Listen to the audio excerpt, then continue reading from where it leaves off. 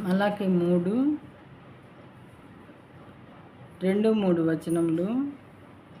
ఆయన కంసాలి అగ్ని వంటి వాడు. ఆయన అంటే దేవుడు.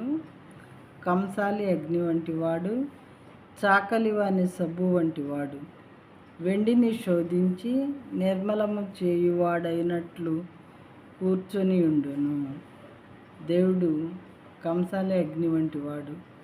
ఎందుకు అలా కంపేర్ చేశారంటే జీవగ్రంథంలో మరి బంగారము వెండి వస్తువులు కంసాల దగ్గరికి వెళ్ళినప్పుడు వాళ్ళు అగ్నితో వాటిని కాల్చి శుద్ధి చేసి వాటిలో ఉన్నటువంటి మస్టును మురికిని తీసివేసి ప్యూర్ సిల్వర్ని ప్యూర్ గోల్డ్ని మనకి ఇచ్చేవారుగా ఉంటారు.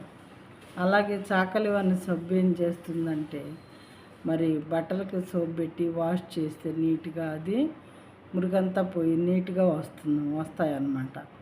అలాగే వెండిని శోధించి నిర్మలం చేయువాడైనట్లు ఆయన కూర్చొని ఉన్నారు. కాబట్టి మరి మనం ఆయన దగ్గరికి వెళ్ళినప్పుడు ఆయన శరణు కోరినప్పుడు మనల్ని కూడా ఆ విధంగా మనలో ఉన్నటువంటి ప్రతి పాపాన్ని, ప్రతి విధమైనటువంటి మరి దౌర్భాగ్యమైనటువంటి పరిస్థితి మొత్తాన్ని, సమస్తమైన మురికిని ఆయన పాదముల దగ్గరికి వెళ్ళి ప్రార్థించినప్పుడు విశ్వాసంతో ప్రార్థిస్తే మనలో ఉన్నటువంటి మస్టును కూడా ఆ విధంగా తీసివేయటానికి దేవుడు రెడీగా ఉన్నారట.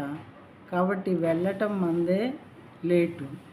అప్పుడు శుద్ధి చేయబడతాము దేవుని దగ్గరికి వెళ్ళినప్పుడు వాక్య ప్రకారం.